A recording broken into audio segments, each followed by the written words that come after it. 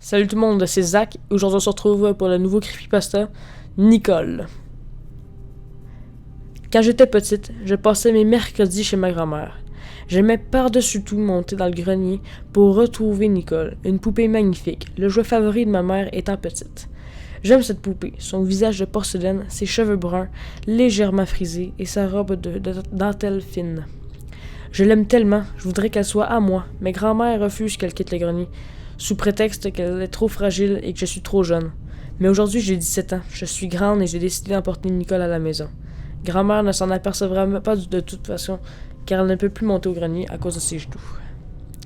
J'ai élaboré un plan pour m'emparer de mon trésor au nez à la barbe de grand-mère, et aujourd'hui, je les mets à exécution. Ma mère amène grand-mère faire des courses, je me retrouve seul chez elle, avec le champ libre. Vite, direction le vieux grenier. J'avale les marches 2 à 2, muet par un sentiment de peur et d'excitation. J'ai une boule au ventre, mes mains tremblent et ma respiration se fait plus rapide. C'est un vol que je commets. Non, de toute façon, grand-mère aura fini par céder et me l'aurait offerte. Je ne fais qu'anticiper ses actes. J'arrive enfin. Ces marches m'ont semblé interminables. Je suis un peu essoufflé, sûrement à cause du stress. Le grenier est sombre. Il n'y a jamais eu d'électricité dans cette pièce. L'unique source de lumière provient d'une lucarne, partiellement couverte d'un drap. Seuls quelques rayons aveuglants filtrent à travers ce lieu. Ils sont tout juste suffisants pour effacer les ténèbres et transformer les ombres immobiles en objets réels. Ce grenier est bien rempli. Je me mets en quête de la poupée parmi les formes se dégoupant dans l'obscurité et les ombres rebelles. Enfin, elle apparaît, la voici. Assise sur une grande malle rouge. Elle m'attend, immobile, me fixant de ses yeux de verre. La poussière s'est accumulée au fil des années. Je commence à épousseter les vêtements de la poupée, puis ses cheveux. C'est alors qu'un détail m'interpelle. En examinant la tête de plus près, je remarque une sorte de pli sur les cheveux et une marque sur la tempe, semblable à celle de la colle sèche et sombre. Ces marques semblent avoir été laissées par un couvre-chef. La poupée doit avoir un chapeau. Quelle nouvelle! Si je retrouve ce chapeau, la poupée n'en sera plus belle. Ravi de cette découverte, je pars à la recherche du trésor. Je remue l'opacité du grenier, retourne les fripes, ouvre les boîtes. Rien. Seule la poussière qui s'élève au fur et à mesure de mes recherches. J'abandonne. Dommage. Je me dirige vers la poupée, la soulève. Elle est si légère. Pourquoi n'y ai-je pas pensé? La malle rouge, mais oui. Toutes les affaires de Nicole doivent s'y trouver, seulement il faut une clé pour l'ouvrir. Je ne veux pas abandonner aussi près du but. Il doit y avoir un moyen d'ouvrir cette malle. J'examine le coffre et remarque que les gonds sont simples à démonter. Je me mets au travail et en quelques minutes la malle cède et livre enfin ses secrets. Un fabuleux trésor apparaît, devant mes yeux ébahis. Des robes de dentelle, une dinette en porcelaine, quelques peluches vieillissantes, mais pas la moindre trace d'un chapeau. Je poursuis mes recherches. Au fond de la malle, je tombe sur un tas de tissus teintés de marron et de rouge. Les tissus sont rêches, comme si de la peinture avait séché dessus. Je tire un morceau et l'étends devant moi. Ce bout de tissu se révèle être un t-shirt sale, moucheté de taches sombres avec une petite fleur bordée. Le même genre de vêtements que portait ma grand-mère quand elle était petite enfant. J'attrape à bras le corps de ce tissu, pour le sortir de la malle. Au moment où je le soulève, j'entends tomber quelque chose sur le sol. Je me penche, je distingue qu'une forme dans le noir. J'entends le bras des ténèbres pour me saisir l'objet. Il s'agit d'un carnet d'écolier, portant le nom de ma mère. Cédant la curiosité, je l'ouvre et commence à le lire. Les premières pages contiennent des exercices d'écriture, des dictées, des problèmes de calcul. Puis l'écriture change. Les pages sont remplies de mots très serrés, rendant la lecture difficile, et la pénombre du grenier n'arrange rien. Néanmoins, je parviens à déchiffrer ces pages. Je veux vivre, j'ai peur de mourir. Je ne veux pas mourir. J'ai réussi à lui voler son carnet et son crayon. Je veux qu'on vienne me sauver. Je ne sais pas depuis combien de temps je suis enfermé ici. Il fait noir et j'ai peur. J'ai pourtant cru que ce n'était qu'un rêve au début. Je me souviens que je suis allé au lit, mais je me suis réveillé ici dans le noir. Une femme vient me voir, elle me parle, elle me dit maintenant que j'étais ici, que ici c'est ma maison. Je pleurais au début, je lui ai dit que je voulais rentrer chez moi. Elle m'a frappé, elle m'a fait mal, très mal. J'ai pleuré en silence. J'ai obéi pour ne plus avoir mal. Quand elle n'était pas contente de moi, elle me faisait mal. Elle plantait des aiguilles dans mes bras et parfois dans mon cou. Une fois, elle m'a frappé à la tête. Elle a frappé si fort. Je me suis réveillé plus tard dans le noir, seul.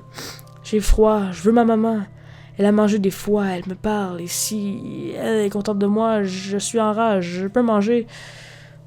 J'ai obéi parce que j'avais faim. Je n'arrive plus à pleurer, pourtant mon cœur, ça fait si mal, mes bras aussi. Elle est venue. Elle avait des vêtements bizarres pour moi. Elle a dit d'être sage, de mettre la robe. J'ai obéi parce que je ne voulais pas avoir mal. Puis, elle est venue avec une petite fille triste. Elle l'a laissée avec moi. J'avais moins peur avec elle. Elle a parlé, elle a dit que je voulais jouer. En tout cas, j'ai dit oui, mais pour ne plus être seule. Elle voulait jouer à la poupée, mais s'il n'y en avait pas, alors elle a dit que je serais la poupée et elle serait la maman. Je veux ma maman, je veux ma maison. J'ai accepté pour ne plus être seule dans le noir. On a joué longtemps, puis je me suis endormi. À mon réveil, la petite fille n'était pas là. J'ai pleuré. J'avais peur seule dans le noir. Elle est venue et elle m'a fait mal. Elle a dit que j'étais méchante et désobéissante. Elle m'a fait mal en parlant. Elle a dit que je ne devais plus parler, pas bouger, surtout obéir. La petite fille est revenue. Elle avait l'air triste encore.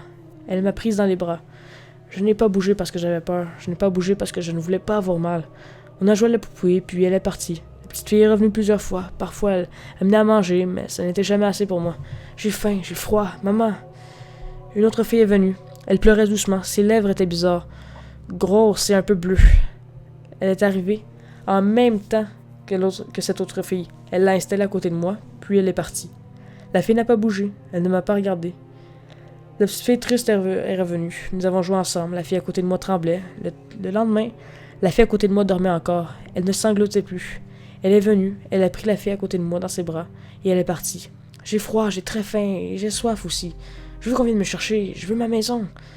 La petite fille, elle avait l'air heureuse. On a joué, mais elle n'avait pas apporté à manger aujourd'hui. Je veux sommeil. Je n'arrive plus à pleurer. Je veux rentrer. Venez me chercher. Personne ne viendra me chercher. Le crayon est de plus en plus petit. J'ai mal aux doigts. Ma robe ne me tient pas au chaud. Quand la petite fille vient, on joue, mais on n'entend plus quand elle parle. Je la vois à peine. Elle m'apporte plus à manger. Je suis triste. Mes yeux me brûlent. Ils sont secs. Je ne pleure pas. Je ne pleure plus. Je ne peux plus. Mes oreilles bourdonnent. On joue. J'entends sa voix. Elle m'appelle. Nicole. Nicole. Ce n'est pas mon nom. Nicole. Nicole. C'est moi? Nicole. Nicole. Tais-toi! Nicole. Nicole, oui. Nicole, Nicole, je suis Nicole. Nicole, Nicole, je suis ta poupée. Nicole, Nicole, je suis... Horrifié par cette lecture, je regarde la poupée, je veux en être sûr. J'arrache le drap, miteux de la lucarne, et approche la poupée de la lumière. Je lui retire sa robe et relève ses cheveux. À ce moment, un frisson d'horreur et de dégoût me parcourt l'échine. La belle peau blanche, ce n'est pas de porcelaine, mais d'eau. Les magnifiques yeux de verre ont perdu leur éclat. Ils sont maintenant vides et me fixent dans une ultime supplication. Ce n'est plus un joli visage que je contemple, mais un crâne humain, serti de peau. Sous la robe, au niveau de l'abdomen, apparaissent des restes d'organes momifiés par le temps. Les marques sur sa tête et sa tempe ne proviennent pas d'un chapeau, mais d'un coup qu'elle a reçu et qui lui fait perdre connaissance. Je me relève brutalement et lâche la poupée. Je veux sortir d'ici. Je recule, mais mon pied heurte quelque chose. Je tombe à traverse. Ma main s'agrippe à quelque peu. La grande tenture qui recouvre le mur, elle cède sous mon poids, découvrant des étagères.